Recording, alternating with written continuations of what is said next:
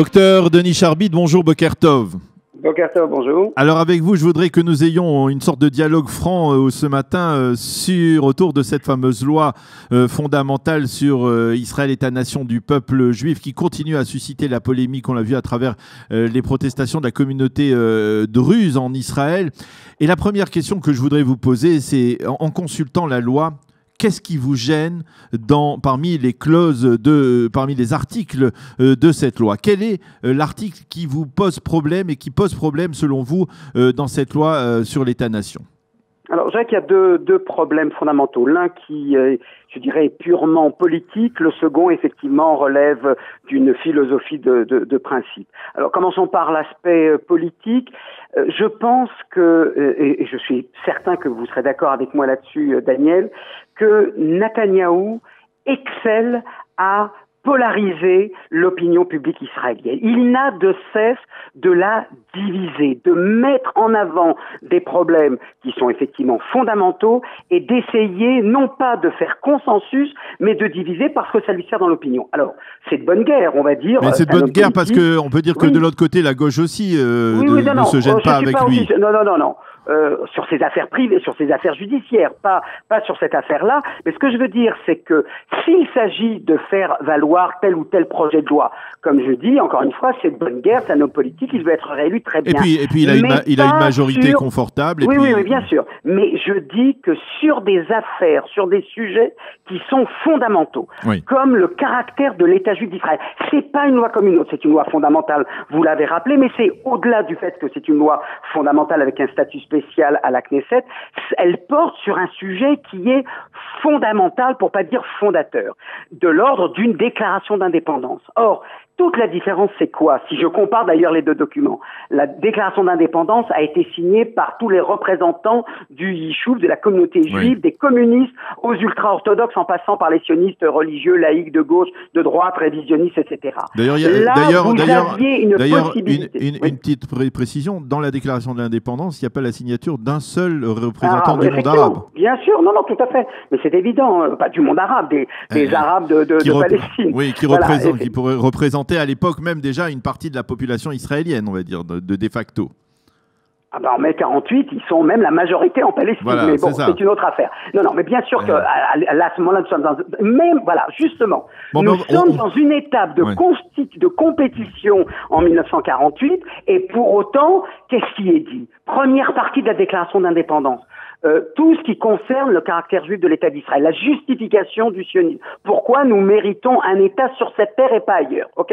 Mais la deuxième partie de cette déclaration d'indépendance, qu'est-ce qu'elle dit? Elle parle de l'égalité totale entre tous les citoyens sans distinction de religion, de langue, etc. et de secte. Eh bien, ça veut dire quoi? Déjà, Ben Gurion, à l'époque, comprenait que l'État d'Israël allait être fondé sur ces deux piliers et qu'il n'y aurait pas l'affirmation de l'un sans l'affirmation de l'autre. Et là, ce que cette loi vient faire, elle ne vient ne parler que d'un aspect, que d'un pilier, qui est celui de l'État juif, mais Denis, en renonçant, je finis ma phrase, en renonçant à ce deuxième volet, qui est celui de l'égalité entre tous ces citoyens. Mais l'égalité de tous les citoyens, elle existe aussi dans une autre loi fondamentale qui a été votée en 1994, qui est la loi pour le Kvod Adam Vecheruto, le droit de l'homme, les droits de l'homme et sa liberté, qui est une loi qui justement met tous les citoyens de l'État d'Israël, et même ceux qui ne sont pas citoyens de l'État d'Israël, mais qui sont d'une certaine manière partis dans le conflit israélo-palestinien, c'est-à-dire les Palestiniens, sur le même piédestal. Et c'est sur la base de cette loi qui a été votée par la Knesset en 1994, dans le gouvernement d'Yitzhak Rabin, avec le soutien de la Cour suprême et du président Aaron Barak, qui était l'instigateur, on va dire, de cet activisme juridique et de cette volonté de mettre tous les citoyens sur le même piédestal. Cette loi, elle a consolidé, on va dire, l'égalité dans la société israélienne, à un tel point que justement aujourd'hui, eh bien, une telle loi, à la suite de multiples recours, de multiples débats, de multiples recours déposés devant la Cour suprême, eh bien, dans certaines parties de la population israélienne, eh bien, on a le sentiment que quelque part, le sionisme égale racisme. C'est-à-dire que, par par exemple, et vous connaissez probablement ce débat, depuis quelques mois, au sein du parti Meretz, eh bien, on se demande si le parti Meretz doit continuer à être appelé parti sioniste, ou bien il doit être le parti de tous les membres de son parti, de tous les citoyens qui adhèrent à ce parti, parce que quelque part, eh bien, cela va à l'encontre de certaines valeurs. Et la question que je pose, est-ce que aujourd'hui, finalement, cette loi n'est pas nécessaire pour répondre justement à ceux qui, dans la société israélienne, dans certains courants politiques et idéologiques, disent l'État d'Israël, eh bien, il faut que ça soit l'État de tous ses citoyens, sans aucune distinction, sans aucune prérogative particulière pour le peuple juif, et donc même on remet en question la Tikva, l'hymne national, on remet en question la possibilité que le drapeau d'Israël soit ce drapeau avec l'étoile de David et les deux bandes du Talit, et donc cette loi ne vient qu'en réponse à ces craintes, ou on dirait à ces débats qui risquent d'effriter le sentiment le caractère juif de l'État d'Israël. Qu'est-ce que vous répondez à ça, tout cela? Daniel, je réponds avec beaucoup de déception, en dépit de l'amitié qui nous lie depuis de fortes longues années. Je réponds que vous êtes dans un film là. Vous êtes en train de transformer l'activité, les réflexions de quelques petits cercles même pas représentés à la Knesset, peut-être sauf la liste unifiée avec les 13 députés, et vous êtes en train d'en faire comme si aujourd'hui nous avions 55 députés, que nous étions au bord de l'État binational, que la langue hébraïque est détrônée tous les jours, n'est-ce pas, quand on se promène à Tel Aviv, à Jérusalem, c'est l'arabe. Mais nos speakerines à la télévision, elles ne parlent que l'arabe. Denis, attendez. Vous êtes en train, une dernière seconde, vous êtes en train de fantasmer sur des craintes qui sont totalement infondées. Je veux dire, qu'elles existent dans le débat intellectuel, dans le débat universitaire, qu'il y ait quelques... Oui, c'est vrai, il ne s'agit pas de se voiler la face, mais de là à dire nous sommes au bord de la catastrophe, demain, le drapeau va changer, l'hymne national ne va plus être le même. Mais attendez, là, vous êtes en train de téter comment dirais-je, à ce genre de fantasme complotiste, ou je ne sais pas, alors qu'il n'y a strictement rien je veux dire, qui justifie une telle remise en cause. Je réponds à votre question également. Vous dites qu'il y avait une loi sur l'égalité. Mais pourquoi l'égalité est-elle, à vos yeux, une vertu si problématique qu'il faille la compenser? En quoi l'égalité de chaque individu, car il ne s'agit pas d'une égalité collective, on n'a pas dit dans la loi sur la dignité de l'homme et sa liberté que les Arabes ont un statut spécial, qu'ils ont une représentation. Il est dit que chaque individu peut être, s'il est visé dans sa liberté et sa dignité, il peut avoir, la Cour suprême peut s'appuyer sur cette loi-là pour lui donner raison. Oui. Et 10%, vous le savez aussi bien que moi, 10% des requêtes déposées à la Cour suprême sont acceptées par la Cour suprême. C'est-à-dire que 90% d'entre elles sont rejetées. Alors, il faut arrêter avec ce film fantastique et d'horreur qu'on est en train de nous décrire. Mais pourquoi? Mais pour justifier justement quoi? Ce type de provocation. Un gouvernement et une Knesset, notamment si c'est pas le gouvernement, a un devoir de maintenir l'ordre public. Et l'ordre public, c'est pas simplement le respect des lois, c'est le sentiment d'être protégé, le sentiment d'être respecté. Vous avez le sentiment, vous, Daniel Haït, que le judaïsme aujourd'hui est menacé, alors qu'on ne cesse de parler de phénomènes d'ampleur à l'armée et en dehors de l'armée. Vous savez bien que la droite religieuse des nationalistes triomphe. Alors où est la menace qui pèse aujourd'hui sur l'État d'Israël? Alors, je vais dire, effectivement, ce n'est peut-être pas une menace existentielle, mais il y a dans certains cercles en Israël, il y a de plus en plus de gens qui poussent vers ce genre vers cette volonté d'un État d'Israël qui serait l'État de tous ses citoyens, c'est-à-dire sans aucune prérogative pour le peuple juif, sans aucune on va dire, prérogative particulière pour le peuple juif. Je parle par exemple, lorsque l'on lit le Haaretz aujourd'hui, le quotidien Haaretz, même si le Haaretz, effectivement, eh bien, il est réservé à, comme le dit son slogan, aux gens qui réfléchissent, aux intellectuels, et probablement pas à la population, à la majeure partie de la population israélienne qui ne le lit pas. Mais il y a dans ces cercles-là, il y a un questionnement concernant le sionisme. On est déjà dans une phase post-sioniste, on est dans une phase où on dit que finalement, peut-être que l'idéal sioniste, eh bien, c'est un idéal qui a une problématique. Et si déjà, Denis, la loi sur le droit au retour, c'est une loi. Est-ce que cette loi, elle est démocratique, sioniste, juive? Est-ce qu'elle a sa place dans un État démocratique? Et ce sont des questions qui se sont posées ces dernières années. Mais jamais dans l'enceinte politique, jamais dans l'arène politique. Jamais dans les députés de la gauche dont vous me parlez, à part peut-être 5, 6 ou 7, mais qui n'ont aucun poids décisif. La preuve, on voit bien le résultat de ce vote. Je veux dire, on est en train, c'est comme ça d'ailleurs qu'on le justifie. Et d'autant, alors je vais vous dire un dernier point, c'est que vous jouez sur ceux qui soutiennent la loi jouent sur les deux tableaux. D'un côté, c'est la menace de l'extrême gauche sur l'État d'Israël et sur l'hégémonie de l'hébreu, des juifs comme groupe national, etc. Donc moi, je vois pas où cette menace est réelle, à moins d'être dans un fantasme de conspiration. Ou alors la deuxième interprétation, c'est de dire mais ça ne change rien puisque déjà tout était déjà écrit. Alors ne vous enflammez pas pour une loi puisqu'elle ne change rien. Alors faut savoir où ça va sauver l'État d'Israël puisque c'est ainsi que vous le décrivez. Ou bien ça ne change rien, mais on ne peut pas tenir les deux langages. Il y a longtemps. Regardez, Denis, moi, sans être le porte-parole de Binyamin Netanyahou, bien entendu, moi, je lis cette loi.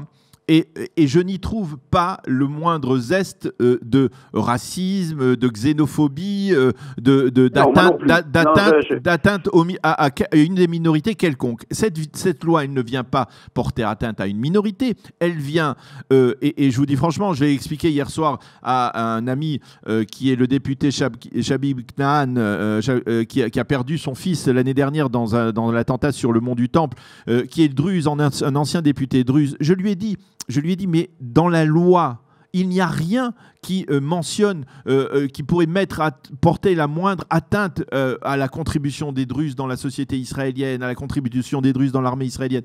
Il n'y a rien dans cette loi. Si on la lit, parce que il faut bien être clair, on a l'impression que la plupart des gens ne l'ont pas lu, cette loi. Elle ne porte atteinte à personne. Elle vient insister sur un sentiment, une volonté de réaffirmer quelque chose qui semblait s'effriter, c'est-à-dire le caractère juif de l'État d'Israël. Alors, le caractère juif de l'État d'Israël ne s'effrite pas.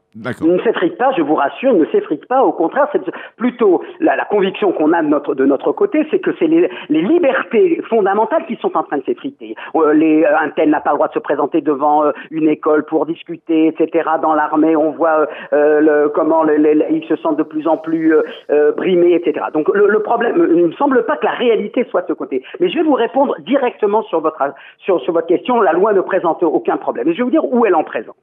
D'abord, la première chose dont personne ne parle, mais ni à gauche d'ailleurs, ni le camp sioniste dont vous faites une sorte de cellule idéologique militante, comme si c'était des anarchistes et des trotskistes. Eux non plus n'en parlent pas. C'est quoi? C'est le fait que rien n'est précisé sur les frontières de l'État d'Israël. Donc vous dites... Mais ce n'est pas le but, ce n'est pas le but. Ah, mais je suis désolé, quand il y a écrit que la terre d'Israël, et la terre d'Israël à ma connaissance, ça va très loin, ça va au-delà des frontières de 67, c'est la patrie du peuple juif, c'est une manière de préparer à quoi? De préparer à quoi? Eh bien, au fait que l'État d'Israël va exercer sa souveraineté, même si de facto, même si de jure elle ne le proclamera pas, sur l'ensemble de la Cisjordanie. C'est une manière de dire, sur cette terre, il n'y a pas droit à quiconque. Mais en admettant que ça ne porte pas sur le conflit, très bien. Moi, je vais vous dire ce que j'aurais moi préféré.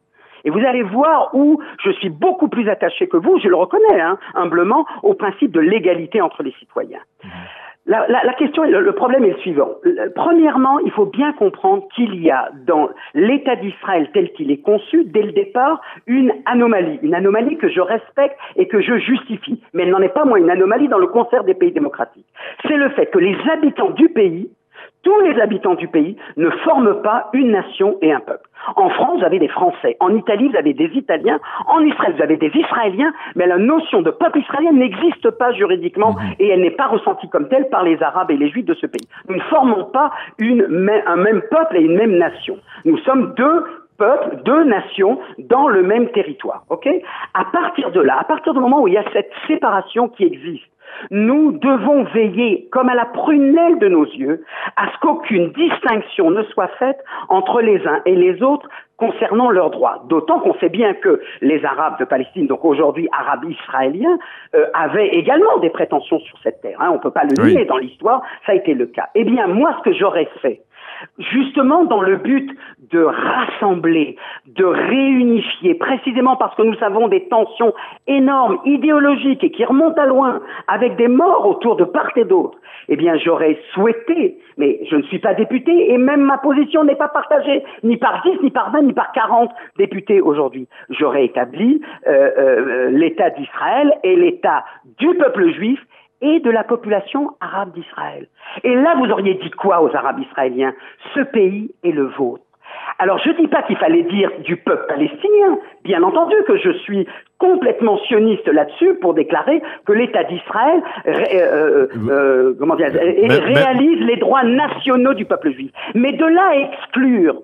Alors, s'il y avait rien... Pendant 110 ans, Denis, historiquement, vous savez bien que les Arabes israéliens ont changé aussi et ils n'ont pas eu besoin de telle loi ou d'une autre loi pour dire qu'aujourd'hui, par exemple, comme l'a dit le député qui a démissionné, Zoher Bahaloul, il a dit « Je me sens plus palestinien au niveau identitaire, je me sens plus palestinien qu'israélien. » Mais de la même manière, Daniel Haïk, que vous vous sentez plus juif qu'israélien. Oui. Bien entendu. Donc là-dessus, on va... Ça, s'il ne l'a pas inventé. Nous sommes deux peuples. Le fait d'être israéliens les uns les autres ne crée pas entre nous. Et je le comprends et je le justifie. Je ne suis pas en train d'inventer un nouveau il a peuple dit je me sens plus palestinien qu'israélien. Et ça, c'est une problématique. Mais si en revanche, le premier article de cette loi fondamentale avait établi ce que je vous ai ici comme ça proposé spontanément, eh bien là, il aurait dit, eh bien, je suis peut-être plus palestinien qu'israélien, ça je ne peux pas le remettre en cause, mais il aurait dit, mais l'État d'Israël me tend la main. Or, nous ne tendons pas la main. Nous leur fermons, il y a une sorte de provocation. Denis, vous connaissez les députés arabes de la liste arabe israélienne, on les voit, on ne les connaît qu'à travers leur provocation. Mais bien entendu, leur provocation est symétrique de la provocation de la droite nationaliste, dont je tiens à préciser que là, le texte que nous avons, il faut quand même le dire avec honnêteté, le texte que nous avons est bien sûr édulcoré, mais vous savez aussi bien que moi quel était le texte qui voulait faire passer initialement. Et là, c'était terrible. Là, ça montre ce que pense véritablement cette droite. Et aujourd'hui, elle n'y est pas parvenue. Qui vous dit que dans 5 ans, dans 10 ans, dans 20 ans, mais dans 20 ans, ce sera trop tard. Et je vais vous dire pourquoi. Parce que le jour où Israël cesse d'être une démocratie libérale, il est absolument évident que le monde occidental, eh bien, cessera. Mais Denis, nous avons dans la société israélienne, dans l'État d'Israël, nous avons nos isonim, nos équilibres entre les pouvoirs, et il est clair que si cette loi pose un problème quelconque, au niveau, on va dire, constitutionnel, eh bien, la Cour suprême, arrivera et elle dira... Je n'ai pas de doute. On parle du symbolique. On est dans le symbolique. Cela veut dire qu'il y avait, disons tout simplement, qu'il y avait un sentiment, et je vous assure qu'il est partagé dans certains courants de la société israélienne. J'en suis convaincu. Ce n'est pas de la blague. C'est-à-dire, je sors de ma réserve journalistique pour dire que dans le milieu dans lequel j'évolue, eh bien, on a un peu ce sentiment que finalement la Cour suprême, à force de décrets, de vos recours, de vote, Allez, donnez-moi un seul exemple. Au lieu de parler en termes généraux, qu'est-ce qui vous gêne dans quelle disposition de la Cour suprême? Laquelle vous gêne? Laquelle? Regardez, je vous donne un exemple. Je vais vous donner un exemple récent. La destruction de 15 maisons dans la localité de Netiv Avot, dans le Gush Etzion, qui a été décidée par la Cour suprême. Je me suis rendu sur place. J'ai vu les maisons. Je sais on m'a montré exactement où les maisons avaient été construites sur un terrain en litige, parce que c'est un terrain en litige, et où les maisons avaient été construites sur une terre domaniale qui était autorisée. Il suffisait d'un peu de bonne volonté de la part de la Cour suprême pour raboter quelques mètres de certaines maisons. Eh bien non, la Cour suprême, elle est allée jusqu'au bout. Elle a détruit les maisons. La même semaine, ou le même mois, pour être précis, la Cour suprême a accordé un recours une prolongation à des Arabes israéliens qui avaient construit illégalement leur maison dans une localité arabe israélienne, et elle leur a accordé regardé encore un petit peu plus en affirmant qu'il fallait tenir compte de la conjoncture. Pourquoi on tient compte de la conjoncture lorsque des Arabes israéliens font une infraction, construisent des maisons illégalement dans le secteur arabe israélien, et pourquoi lorsque c'est dans Judée en Samarie et que ce sont des habitants juifs qui le construisent, eh bien la Cour suprême se montre aussi, on va dire, parfois même cruelle, aussi dure. Oui.